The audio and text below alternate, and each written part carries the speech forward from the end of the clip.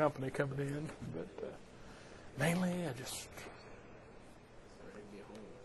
chill. You know? So, okay. So that's recording. Hello, online class. Give me a moment while I take a local attendance, and then we'll get started.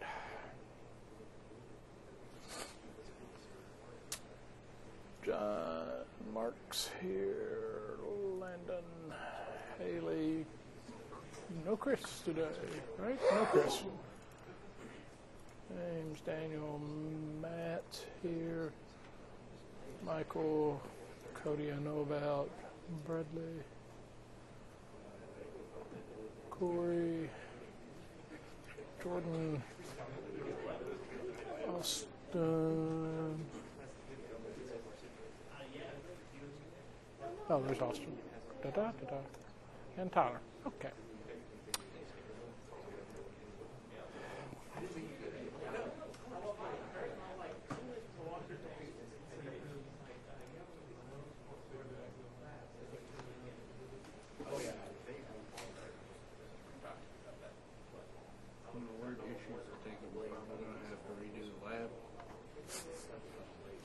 Yeah,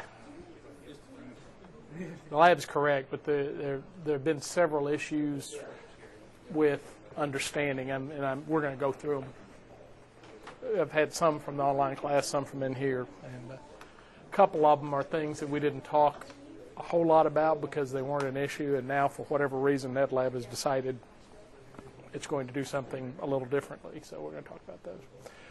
Okay. And of course, what's really happening is we're learning NetLab as we go. So. Okay, so I've gotten emails from several of you on the lab, both local class and online class. And what we're going to do today is just kind of walk through those. There are a couple of, the first one, Michael had trouble with this, and I think one of the online students had trouble with this, where you'd go in, you've got, you're looking at the cover. I'll go ahead and do it from this slide in a minute. Everything seems to be there, but you can't talk to the NetVanta 7100. And if you look at your IP address on the virtual machines, NetLab's obviously working because you got the VMs in there, and you're getting an auto-config address. Almost certainly what's going on, I can't explain why. It is my ignorance. The default for NetLab, when you start a lab, is for it to power on all of the equipment. You know, that's why it takes 2 or 3 minutes for it to start up once you go in the lab. For whatever reason, and as yet we haven't been able to find the whys and wherefores on this, it'll decide sometimes not to start the equipment. It's all there. You actually have control over the power, but I didn't make a big deal of it because the default action is for it to turn on. So almost certainly what happened in that case is that the 7100 just simply didn't turn on. No 7100, no DHCP. Okay, so there actually is access to that. I'm logged into Pod 1, and this is one of those way back when I showed you this, and we haven't touched it since. There are actually a couple of tabs you can use, and my account only pulls up this big major diagram, so you're seeing more than you would see normally on this. There are 2 tabs that deal with this. First off, is status. Status tells you the status of that device. Mostly it's what it's looking at is the power. As you can see here, all of these devices are turned on. Ignore where it says Cisco 831. NetLab originally was designed specifically for the Cisco only market and has sort of expanded outside of that, but everything internally in there references Cisco pretty heavily. Basically, we told it that it's a device so that it'll allow us to turn the power on and off. Here's what you can do. There's the status, so you can see all that power equipment is on. If you go to action, you can actually change power equipment off and on. And that's one of the reasons we wanted to use NetLab instead of just stuff you remoted into. You know, sometimes the only thing that fixes a problem is a hard boot. So, for example, what we can do, I'll turn off the 3120, which is the one on the shelf I have facing towards us. I just go into Action, Select, and Power Off. And you can see the lights went off on it. If you end up in that circumstance where you can't get DHCP, that's why I was asking you if you had console on it. And you said today it worked, so who knows. Go in and just hit power on, and it'll give you the little Java app. And if you can see that router's booting now, the one on the shelf there. So that's a trick to remember. If for some reason any of the pieces of equipment in the lab, not the hard phones, but any of the main programmable pieces, don't seem responsive, you can't get a console out of them, or you can't touch them with Telnet, go into status and see if it thinks they're on. If it says they're off, then go into Action and turn them on. Okay. If you can't turn them on, then we've got an issue. Okay. But is that clear? Okay. So that was problem number one. An overall comment, this hasn't been a big issue, and I'm speaking to both sections of the class now. This hadn't been a big issue, but I want to make sure we understand that my assumption is that you're factory defaulting these systems. I know it's written in the procedure. It really is important. Yes, sir? Do we do the regular factory default, or will we need that too? I've been using that. You know the one where you save all those settings and it says factory. No, just go to the command line, issue the command factory default, or you can do it from the GUI, can't you? Yeah, you can restore default, and then you got to reload. What? Later. I got this. Yeah. Can we update on campus? Has anybody tried? For a long time, they blocked Java updates because it broke. Did it work? No. Okay. Yeah, they're still blocking them. Java updates, apparently, there's a piece of MyGate that if you don't use some 15 revs back version of Java, it breaks the paycheck section of MyGate if you use it. Being paid by Murray State, I'd really like that section to work. So, really? Yeah. So anyway, we'll get these updated to do it. Obviously, if you're on your home machines, you can update it. Okay. So let me get in here. So if you're at, this is the CLI for the NetVanta 7100. So if you go into enable mode and just say, factory default, that returns you to factory default. You can also, I'll start a VM here. Now I'm less familiar with where it is in the GUI because I don't use it much. A hyphen in factory default? Yes. Yes. Actually, remember what you learned in the Cisco thing. If you type a partial command past the point of any ambiguity, you can just hit tab and it'll complete the command for you. And the ADTRAN does the same thing. Okay, network location is work. Yes, it most certainly is. Okay, so let's go ahead and log in here. Beg pardon?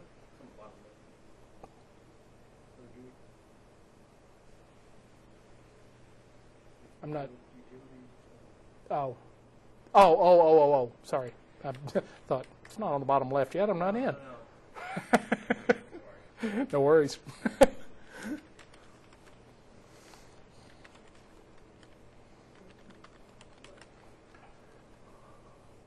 One track mind and the train's already left. What can I say? Okay, utilities. Configuration. There we go. Restore factory default. Startup config, so you can do that. Both of those accomplish the same thing. It's just however you want to kick it off. It will require a restart, so you'll have to wait for it to go. It is important. Most of the labs were trying to avoid bringing things in that are going to break the lab, it's just always a good idea to assume that whatever we did in the last lab is going to be slightly different. So factory default's a good place to work. Since these are shared lab stations, we can't count on them having been left in a factory default situation. Okay. So once you're back on factory default, we talked about power control. Okay, dial plan. Several of the questions had to do, and I'm leading into some specific ones, several of the questions had to do with dial plan pieces that we've talked about that you need to make the leap from theory into practice. What you did in this lab was to create a local dial plan first, 4 digits. Then you built trunks. We never actually defined a specific, and I should clarify this in the lab, I guess. Let me get open where I'm going. There we are. So if we go into voice and we look at dial plan, okay? Here's the factory default dial plan. Okay? If you remember when we were doing the dial plan lab, I had you delete most of this. This is what loads when you factory default. So notice what's available in here. 911, 9911, we talked about the need for those. 0 is the internal operator. We're not doing anything in here with that, but we can. Next one is extensions, MXXX. Remember what M was as a wildcard? No. N was 2 through 9. M is 1 through 9. So M is a wildcard that accepts 1 through 9. It does not. It specifically does not accept 0. That one's fairly common, although it's not a standard. Not every piece of equipment supports this. The newer stuff in our lab does. Cisco, it depends on which piece you're looking at and which rev of software you're on as to whether they actually support M. But notice what this does. Extensions are MXXX. The way I had you build the dial strings on the extensions, it matches that prefix. Notice that I didn't have you build templates for this dial plan because I built the routing based on the user number because we're using phone numbers as the user account. And we're going to look at the other piece we're using in a minute. As you go on down, 9 NXX, XXXX. Define this for me in words. What does this pattern mean? Begins with 9. Got that. Okay. What's NXX? North American Numbering Plan 4. In this particular case, what part of a number is that? It's not the area code. Exchange, right. The exchange code, which is a 3-digit code. Now, area code and exchange code have the same pattern in the current North American Numbering Plan. They're both NXX. But in this case, what we're saying is the pattern for a local call. This is where you have to define local. Local is not within this 7100. Local is LEC. Okay? So, for a call to the local PSTN, we use 9 followed by 2 through 9 followed by 6 digits. Okay. Then we go on down, long distance, on and on and on. Notice that all of these use a steering digit. Bless you. Okay. You okay with what's in here?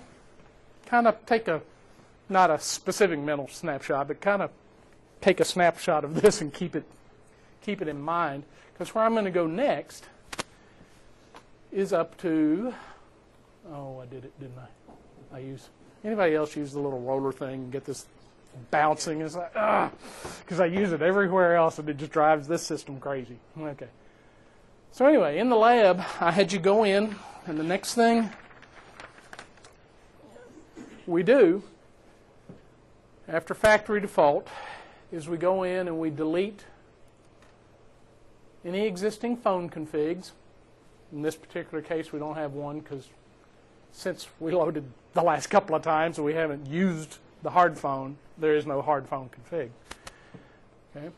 Then we go into user accounts, and we delete existing user accounts. Somebody's been in this one. I actually didn't factory default, so I just broke my own rule. But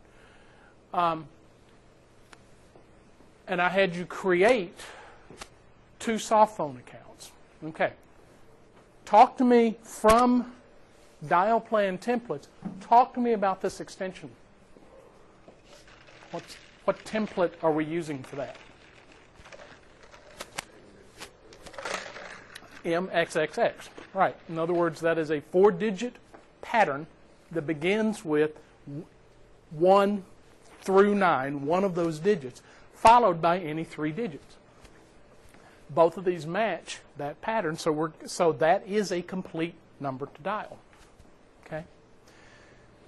Now, looking at that from a SIP point of view, tell me the username and domain for the first soft phone extension. Right? Right. So this is, using this scheme, because I'm not using DNS in the lab, this system has a user that is 1111 at 10.10.10.1. Okay? It has another user that is 1222 at 10.10.10.1 or at rednecksoftware.com or whatever we want to call it. Yeah, Redneck Software is about to come back, by the way. Redneck rides again. For those of you who don't know, most of my class projects used to use a fictitious company called Redneck Software, and not for any reason that I was ashamed of, I just stopped using that kind of thing, and one of them's going to be revived for Itera next year.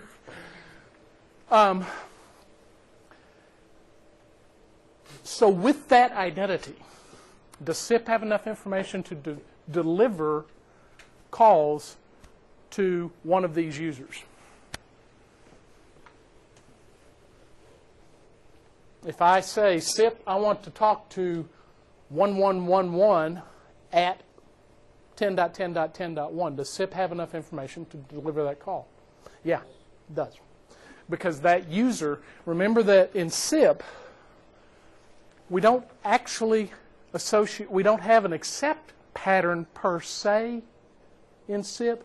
The accept pattern is built into the username because SIP sends calls to user at domain for any user. Okay, trunks work a little differently. We'll get to that in just a second. But in terms of getting to the user, we've already defined the accept pattern for the switchboard, and we have that built into the username in SIP. So we can deliver extension calls, which is how this is listed, if you'll recall. MXXX is extensions. Okay? Now let's jump over to trunk accounts. Loading. Okay. On the trunk account,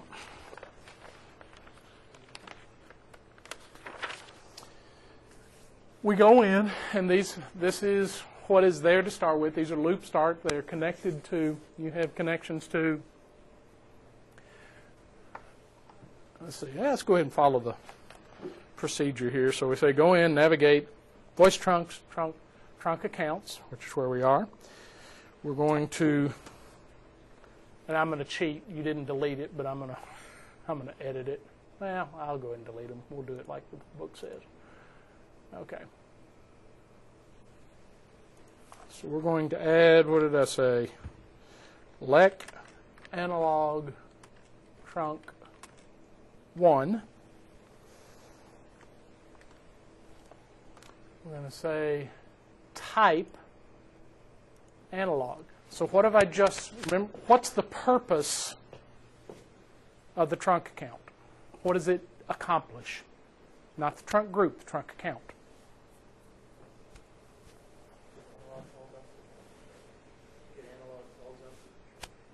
Physically, I can connect to an analog trunk interface. I can connect to a loop coming from the CO, the PSTN. In this case, it's using loop start supervision. What happens on the other side of this account? The interface is already there. It's a physical interface.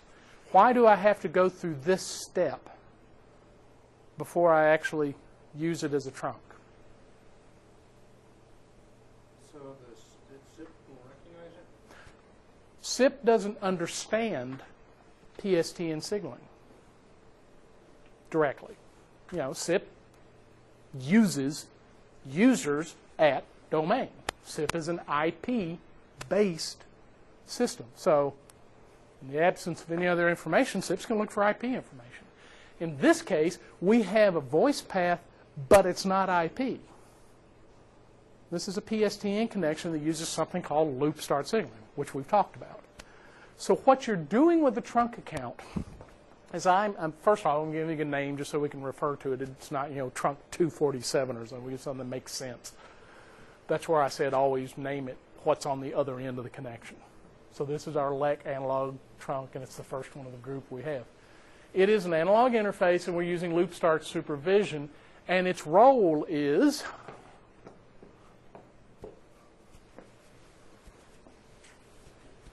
what does user role mean? Let's see what the options are under that drop-down. We only have one. Why would we only have one role in the drop-down box? I'm sorry?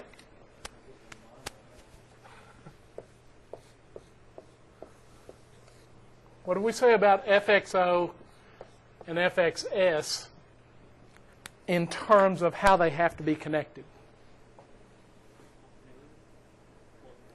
Right. One end on the physical connection, one end must use FXS, one end must use FXO.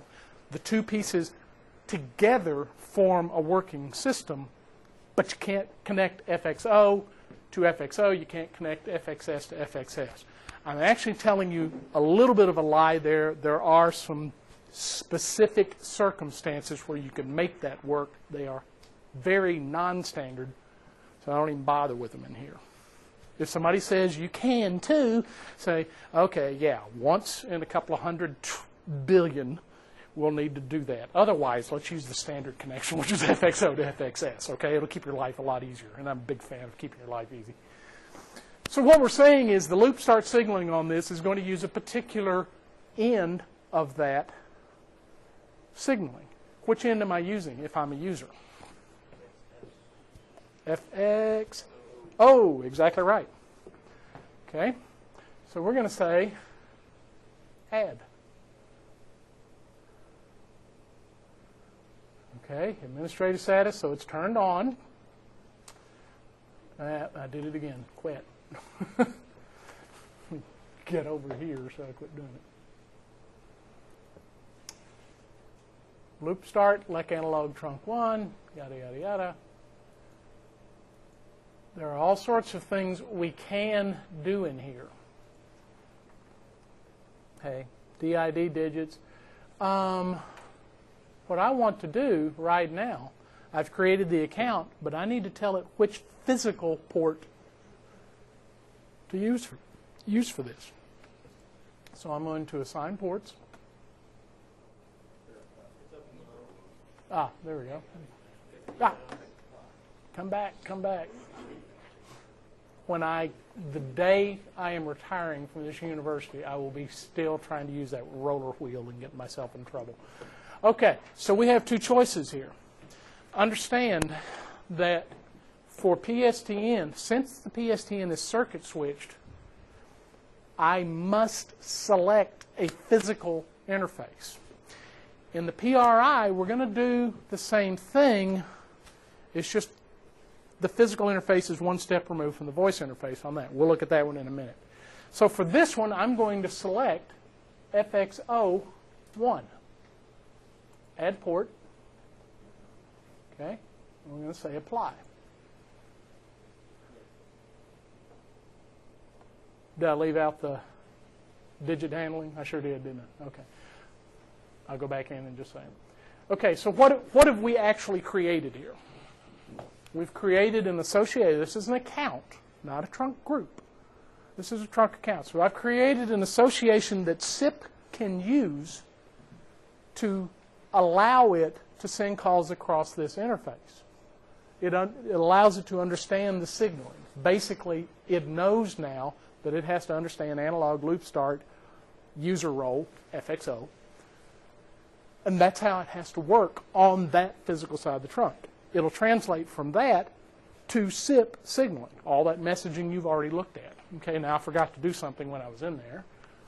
So let's go back in. No, don't use the roller wheel. Okay, I did remember. Okay. Direct inward dialing. Are you wanting to correct the lab so they're correct? I mean, it's just a picky point. The lab as written works. You say to do this and then click apply, and it takes you back to the other screen, and then you got to come back in again. Yeah, I want to leave the lab the way it is. I'm showing you some pieces that you don't, the way the lab is written, you don't have to specifically go in and do each of these. I'm showing you some things that are done by default. Okay. Well, what I'm saying is if you do the DID and then do the ports and then click apply. Is it written like that? Yes. Well, it's written where you click apply and then you Yeah, and it takes you back out and then you got to come back into that again. I thought I changed that. Yeah, okay, so we have to go back in. Add the ports first and then do the, Yeah. the direct input. Yeah, and I'm just saying if you want to fix that, that's all I'm saying. Yeah, oh, okay, so, Switch the step. It's a big step. You just switch the step. yeah, so, okay, yeah, good catch. Move DID up. Okay. DID, we talked about it earlier. What does DID mean? It stands for direct inward dialing, but what does it allow somebody out in the world to do?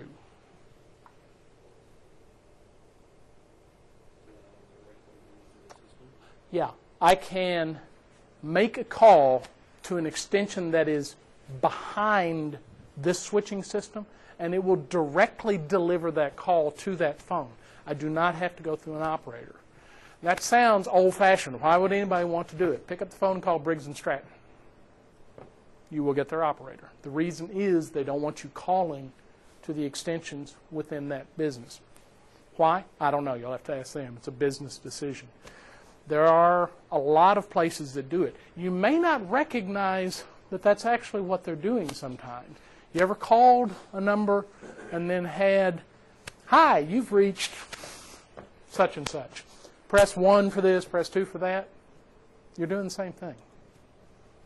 That device has a $5 term. It's called an automatic call distributor, an ACD, but it's performing the function of an operator. Okay. It is not a DID function because you're not dialing directly to an extension. Okay. Now, DID is actually pretty big discussion. We're going to leave it that we're allowing people to dial directly to extensions. What it means across a trunk interface. When I turn on DID, it means I expect the switch on the other end of this connection to send me digits. I used to have a piece when we were doing most of these labs on the Atlas, which is the circuit switch piece of equipment.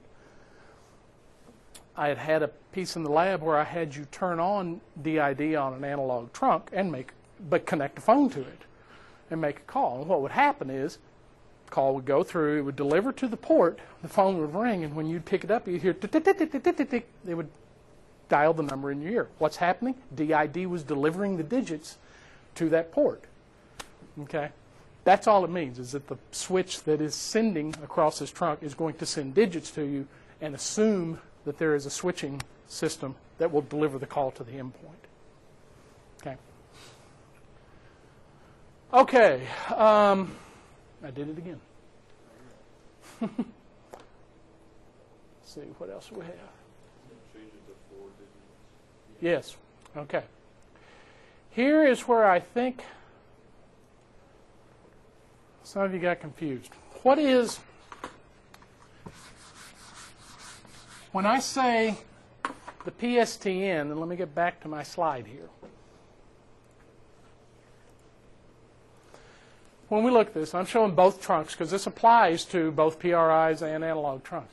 When we say that the PSTN is delivering a call across that connection, how do calls get to this local switch on the PSTN? What's a whole North American numbering plan number consist of? Area code, exchange code, and 4 digits. If I'm in Los Angeles and I'm calling Murray, the Los Angeles switch really doesn't know anything about how to interpret those last 4 digits, the extension part of that, or subscriber part if you're in the PSTN, part of that number. It doesn't know what to do with the exchange part of that number. The only thing it understands is the area code part. So it's going to look at those first 3 digits and route the call towards a switch that can understand the rest of that number. Okay? It's very similar, not identical. It's very similar to the way IP works. Routers out in the world don't know every single address in your local network. You define the network and how big that network is, and you give that to a router, and it knows to deliver anything within that network to a particular router. That's what we put in a route statement. Here's the network I want to go to. Here's how big it is. Here's who knows how to deal with it. Send it there. That's basically what we're doing here. The further away I get from this leg, the further, right and left for me, the further left in that phone number string the switch is used. Conversely, as I get closer and closer, I use information further right in that dial string. So once the long distance, IXC, uses area code, it'll send it to the leg.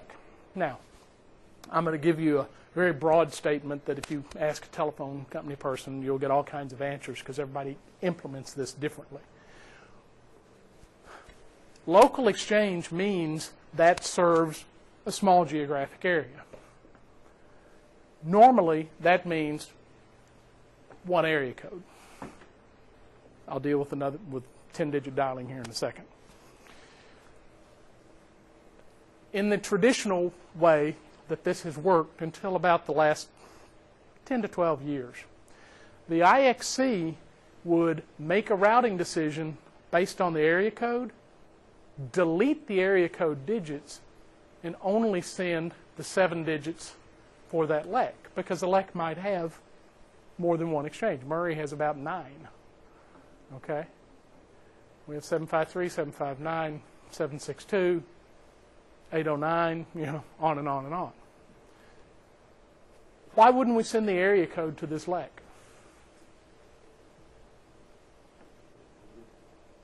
Why don't we need it? You're exactly right. Why don't we need it? Because everything in that LEC is in that area code. Okay. Now, in West Kentucky, we have switched to 10-digit dialing. And the reason is we were running out of numbers in the old area code. When they do that, we talked about this earlier, when numbers get scarce, there's a fundamental decision that has to be made. Are we going to split the existing area code into two smaller areas, so we have old area code on one of them and assign a new area code? That allows you to keep 7-digit local dialing. And that's the traditional, old, been done for 100 years, 70 years way of doing it. Most recently, the solution has been the other way of handling that, which is instead of splitting the area code, we're simply going to overlay another area code on top of it, which is what we did here recently. We now have 2 area codes. That's why you have to dial 10 digits now. 270, and what's the other one? 374. That was 3 something. It's FOG, or dog, depending on which way you want to do it. I haven't had to dial it. Say 364. 364. How does that distort this? Well, the area code in systems where you're doing that, the area code is important at the local exchange carrier. Which is why, if you go look in the dial plan, you have to define what local means to this system. What does a local number look like? What does a long distance number look like? So for local, you, in that sort of system, you would define both area codes used and Typically what you'll do in those is if you have 10-digit dialing, you'll define a local number with the specific area code, NXX, XXXX. Okay, so in Murray we'd have 270 NXX, XXXX as a local call, and 364 NXX, XXXX as a local call. So if you dial either one of those, it's correctly interpreted. Why would I do that instead of just using NXX, XXXX? Because then I can't separate a long-distance call from a local call. Remember, that's what templates are for from a design point of view, is separating your different call types. Local calls are handled differently. Okay, which is a long way around the world to get to. If I have a LEC, and let's say my main site needs 100 extensions with public numbers on them. What I'm going to do is get a block of numbers from the LEC. So I might have, this is Murray, I might have 753 2600 through 2799. How would I write that? Oh, I said 100 numbers, didn't I? 2600 through 2699. How would I write that in terms of a pattern? All the numbers in that block are going to begin with 75326. Only the last two digits change, right? So I'm going to put XX. Okay, from the point of view of a switch here, does the exchange code ever change? No. That block of numbers shares that exchange code. So I don't need to send the exchange code across this link, and I don't. What the 4 digits that we just selected on DID does, get back in here, where we select 4 DID digits, what that means is I expect the LEC to send me 4 digits that uniquely describe where this call goes. Okay? Our two numbers are 1111, is that right, and 1222. We changed them around 3 or 4 times, so I can't remember which version we landed on. Okay. If the LEC sends me 1111 across this link, and it has sent it to this system, how does this system interpret that? Can it find something that looks like 1111? Yeah, it matches a template in the dial plan, right? What's the template that it matches in the dial plan? MXXX. Okay, since it has a trunk account that knows how to translate between signaling on the PSTN and SIP, part of that translation is when you receive digits, put at 10.10.10.1 behind it and use that to route the call. So I get 1111 across that interface. My trunk account translates that to 1111 at 10.10.10.1, and then it makes a routing decision on it. Okay? So what we've selected with the 4 is the fact that the PSTN is going to send me 4 digits. Okay.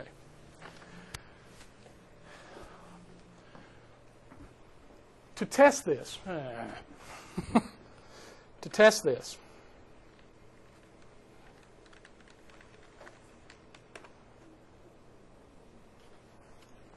I had you do 2 things. I had you dial this as an extension call, which meant you dialed 4 digits. The call worked fine. What signaling was used for that call when you dialed extension to extension? SIP, right, because you're making a call from a SIP device to a SIP device on a SIP-only network. The next thing I had you do was to dial as a LEC call, and I think this is where we got into some trouble. when I say LEC, I knew I had it written up here. When I say LEC call, I am assuming, let me get back in here, I am assuming North American numbering plan, because that's what our telephone network runs on. So a LEC call must have exchange code 4 digits. In Murray now, it would actually have 10 digits. We're going to, for the lab, we're going to stick with 7 digits. That's the way I wrote it. So what you're going to do to dial that is to dial exchange and your 4 digits. So if I'm dialing from 1111 to 2222, and this is the confusion, I thought I had put in the prefixes and I didn't. So that is confusion, but I'm glad we get a chance to do this. What you're going to do is dial the prefix. So you're going to dial 75, pod 1, for example, will be 1, 1, 1, 1, 1. Okay. This is where our dial plan makes decisions on interfaces. Okay. So let's go back out and look at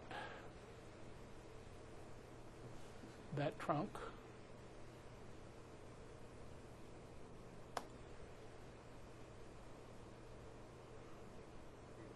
I'm lost. Where did we put it?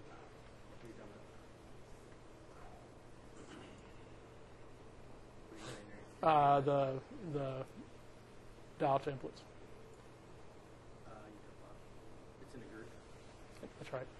I'm ahead of myself. I'm sorry. I was thinking group and talking about a trunk. Let me get back out.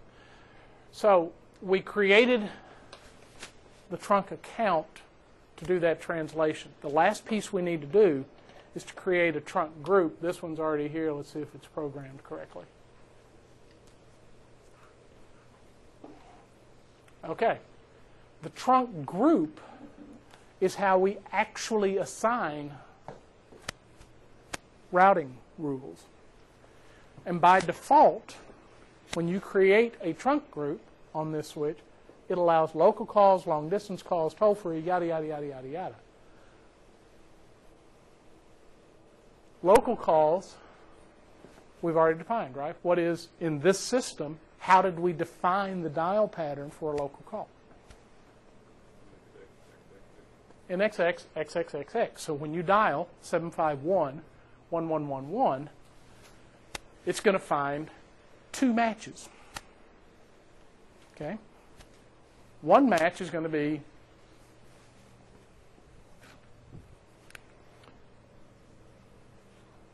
local call, which we defined to be NXX, XXXX. What's the other match it's going to find?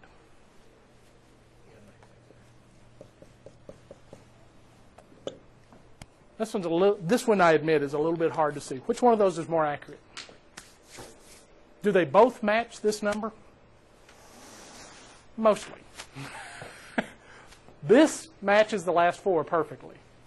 This actually matches the first part of this and the first digit over here. Okay? So I've got some ambiguity. What does this match? It actually doesn't. It actually isn't any more specific in terms of individual digits, but it matches 7 digits. And that's what we have, so it's going to use this. I admit that one's a little hard to see. So what it's going to do is use the best match, route it out to the LEC. Okay? Also built into this is what's called digit handling. We actually define a local call as 7 digits. We specified in our dial template 8 digits, a leading digit of 9. The call itself is 7 digits. So you get in that same situation. 9, 751-1111, or 751-1111. Again, this will match closer to 7 digits, so it's going to use that. In other words, the call will route either way. So when you dial that, it's going to use this interface because this is the best match for that call. And it's going to send it out the interface across one of your analog trunks to the IXC. Now, I didn't set up the other trunk account, but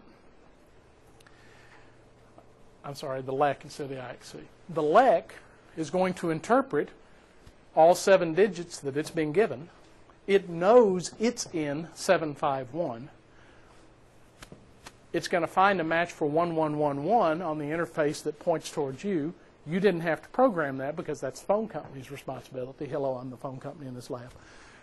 I programmed the LEC switch to send a range of digits to your table based on an exchange code. Okay? And a pattern, I actually sent 7511XXX to each of your tables, or 752, whichever lab station you're in.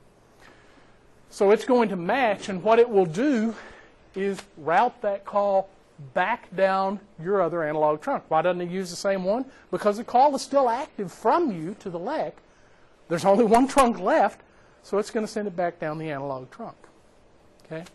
I have also instructed the switch, the LEC switch, to delete the exchange code because your dial plan only uses 4 digits. Okay? We could extend this and do this long distance as well. I actually don't have that programmed yet. But you could dial one area code exchange 4 digits, and it'll work its way all the way up to the IXC. The IXC will route on the area code, delete the area code, send it to the LEC. The LEC will route on it, delete the exchange code, send it back to the site. Okay? When we do PRI, the same thing goes on. The only thing that really changes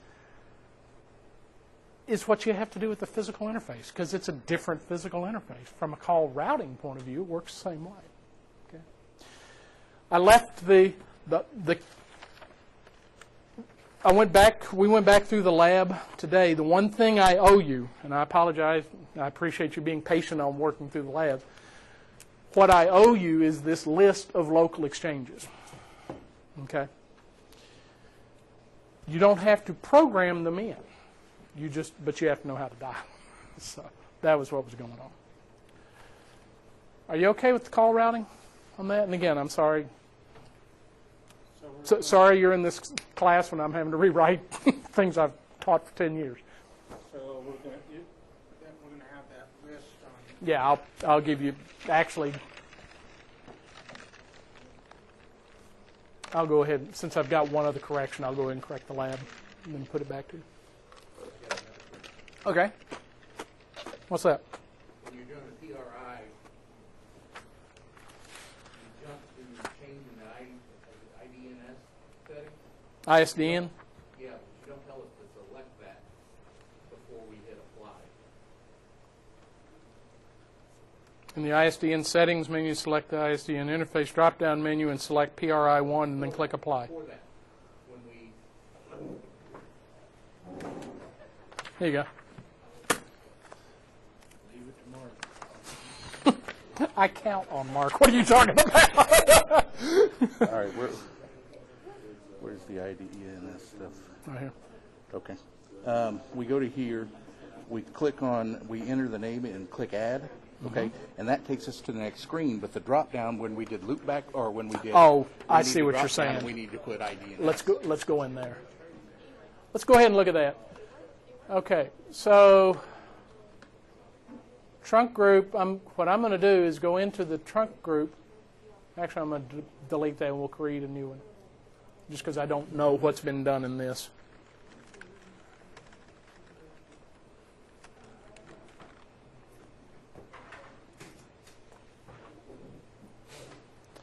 Okay. So when we start talking about ISDN, what we're going to have to do is go through that same process. We have an interface that we need to send calls to that uses signaling other than SIP. So the first thing we have to do is configure that physical interface. We're going to say LEC PRI just to give it a name. I don't even remember if that's what I put in here. LEC PRI trunk, close enough. Sorry? I haven't turned the T1 on yet, no. Well, let's do it in the order the lab talked about. Okay, system. Pardon? Yeah, we'll go ahead and do it in the order, though. Okay, so what we're going to do, T111, is that the one? Yeah. So this will be our LEC T1.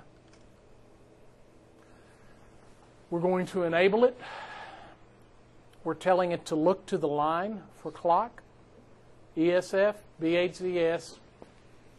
We're taking the facilities data link default, and we're going to say apply. What order do I do it?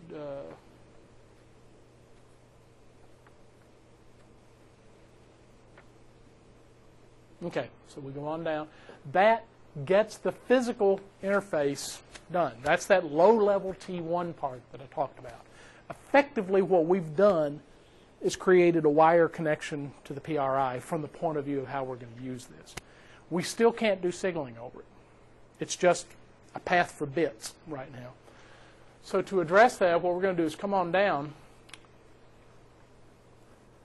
Add trans nomenclature is you're going to create another interface and cross-connect the interface. We're going to create a logical interface and cross-connect it with the physical interface. You've seen the same nomenclature in Cisco for logical interfaces and physical interfaces. So we're going to say... Click the apply there before we went down. Did I? I thought it, yeah, settings apply. Well, won't hurt to apply it again. There we go. Okay. So what we're going to do is say connect it to PRI. There are other choices. There are friends, PPP, frame relay, HDLC. If you take Dr. Okuda's 444, he's going to teach about HDLC. It's kind of the grandpa wide area net protocol. Most of the ones we use actually trace their roots back to HDLC and use a good bit of it. In the things I've set up recently, you haven't seen it much. RBS is that circuit switched in-band signaling that I said you're not likely to see, so we're not going to do it. Okay, PRI. DS0 range. We're going to use the whole range. You have to select one. Remember, it's a PRI, which is common channel signaling, so there is another channel that is reserved for signaling. By default, almost by law, not quite, by default, channel 24 is used as the D channel. There's no electronic reason it has to be 24. You actually can, on a lot of equipment, force it somewhere else. Don't. That's a keep your life easy thing. Everybody uses 24. This equipment won't let you put it anywhere else. You'll notice it's even written in. 1 through whatever plus 24, that's the D channel. We're going to go ahead and use that whole interface. So instead of 20 to 23, it's 1 through 23? It's 1 through 23 for bearer channels plus 24 for the D channel.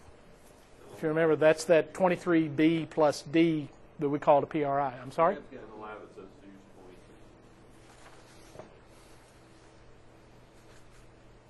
23. Oh, it's 20 through 23? It'll still work. I didn't realize I'd done that. I'll correct it. I'll correct the lab because I want you to use the whole thing. I didn't intend on it being just 4 channels. So.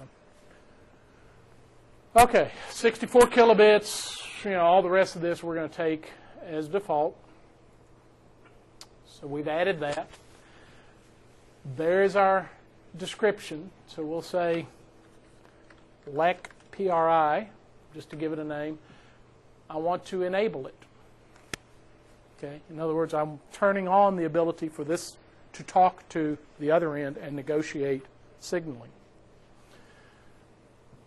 ISDN has lots of different flavors. Pretty much the default now is something called National ISDN 2, version 2.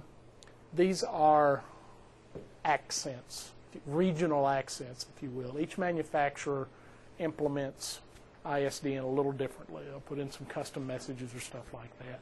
It got so complicated that the industry group that deals with all of this said, look, let's create a standard that unless you need the special stuff, everybody can use, and that's what National ISDN is. They created a later one that addressed some issues, and that's what National ISDN 2 is. It's just a particular way of doing the D-channel signaling. So, the big lesson to walk away from that is the two ends have to agree on which version of it they're using. Protocol, user or network. I want us to look like a user because we're connecting to the public switch telephone network, so I need to be a user on that. It's similar to FXS, FXO. There are roles that you're selecting.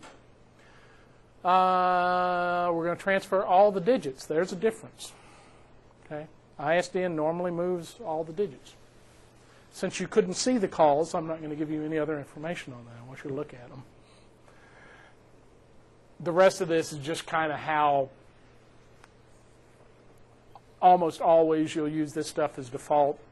This is left over from when we were interfacing ISDN equipment with older equipment that needed particular things. So, is that under configure logical interface there, or is that under configure chunk account PR5.1? The PR physical interface, we are configuring the T1 physical interface with a PRI. From the point of view of SIP, all of that is the physical interface.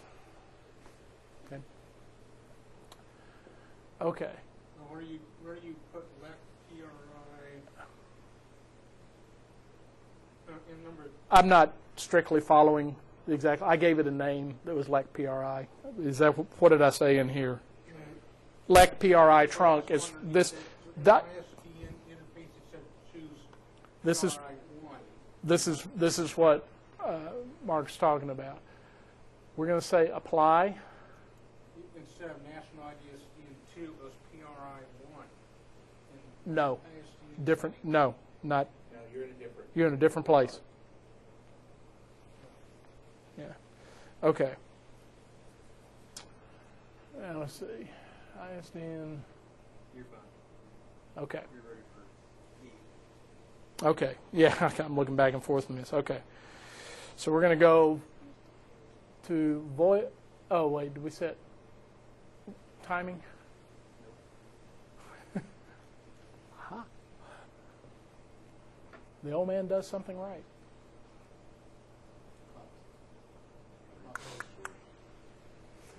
Why am I looking up here? There we go. System, there we go. Clock source. Okay. This is where I said we have to set that source for the bit clock in the 7100. 7100 is particularly sensitive to this.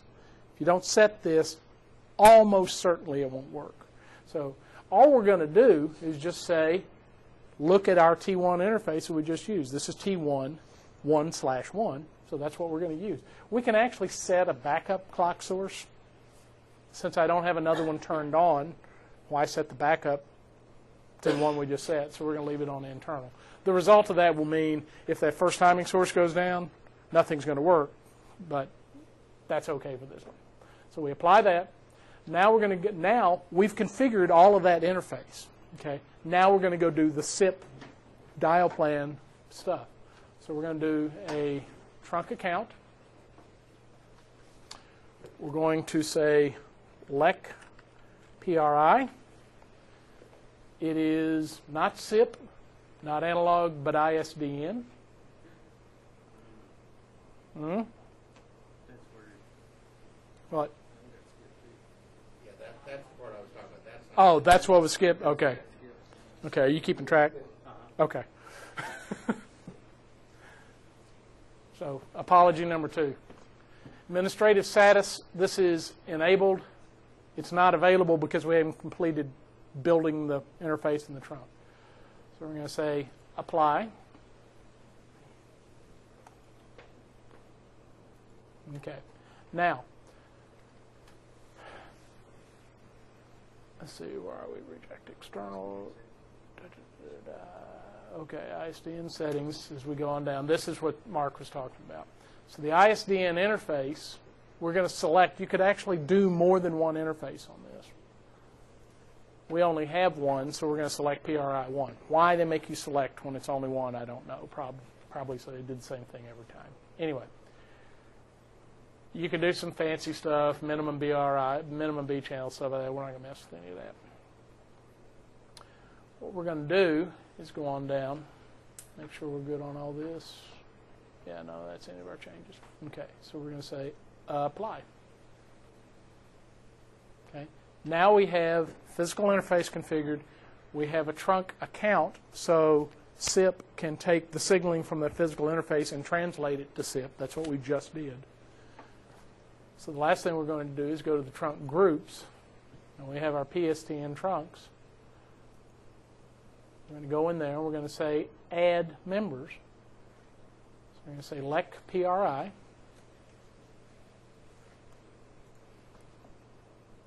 Now, since I built this from scratch, there's no default on the trunks. So I have to tell it what I want to allow. Let's say local calls, long distance, toll free. That's all we'll do. Okay? Since I'm selecting local calls, what I'm saying is that template in dial plan that I have identified as local calls is the pattern we're accepting here. What you're actually doing here is setting accept rules. It's just a nice little GUI interface to do it. Notice that there is a pattern associated with that in XX, XXXX. Okay?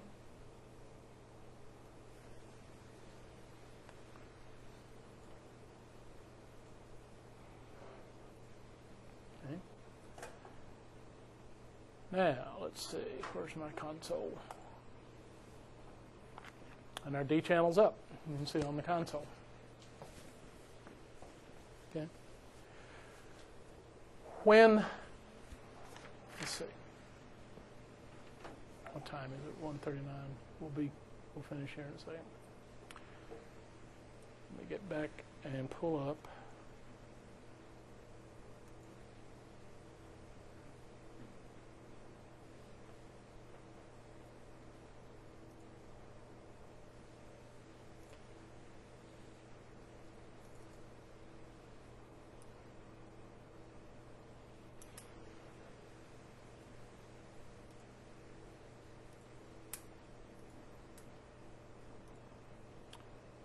Okay, so 111, 1111.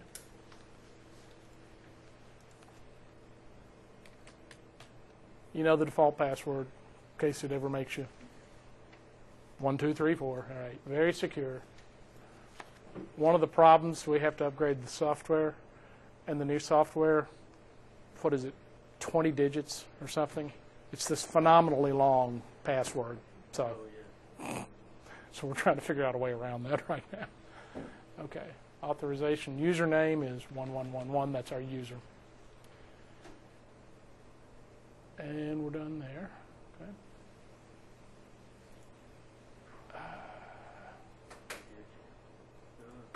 Huh? Uncheck them. That's right. We're going to do that differently later. Okay. So now we've registered just like we always have. So, and let me, actually I need to bring up my other.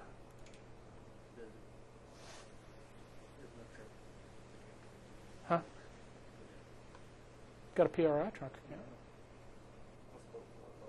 Okay. I know the problem. Okay, let me get the other VM going here.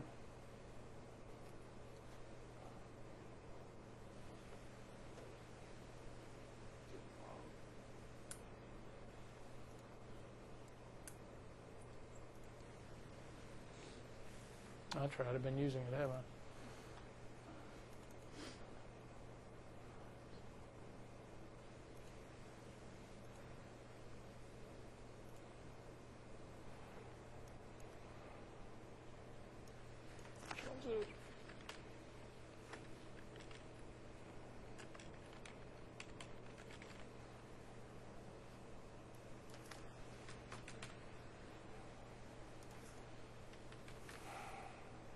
What happened if It won't allow you to register.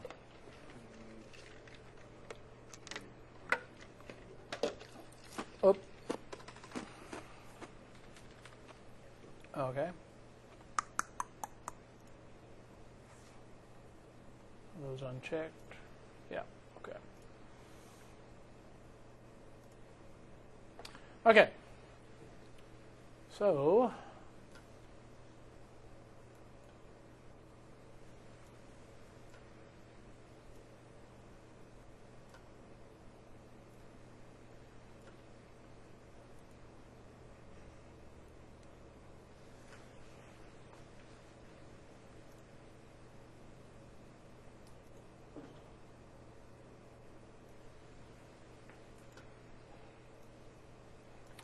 Now we have our SIP phones registered.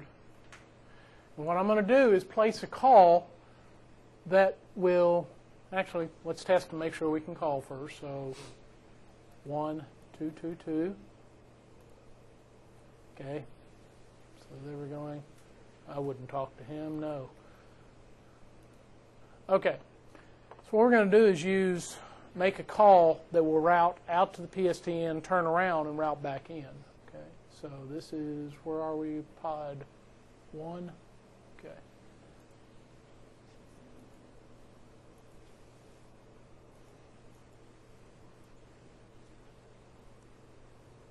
Wait. 1222, yeah. I was on the wrong phone.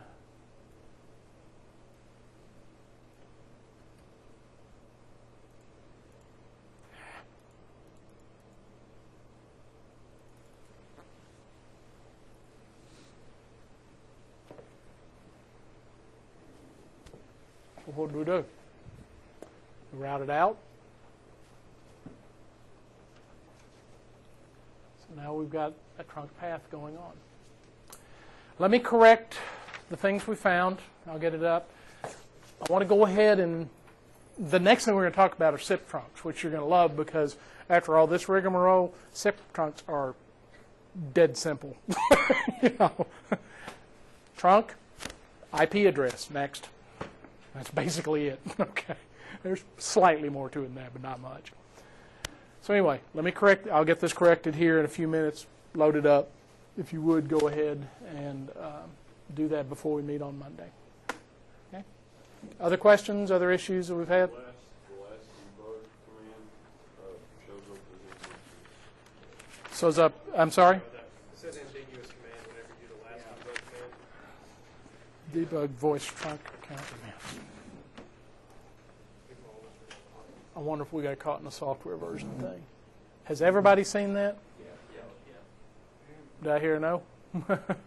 Okay.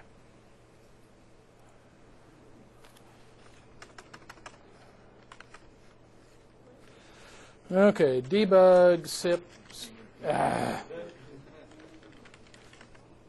Incorrect password. You mean you don't like debug as the first word? Debug SIP stack messages. Is that right? Yep. Okay.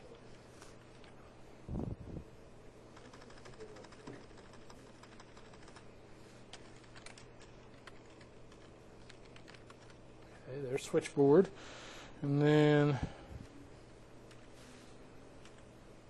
I'm actually not hugely concerned about this last one. Debug voice, VOCI. Yeah, that made it a little hard too. Yeah. It'll keep going.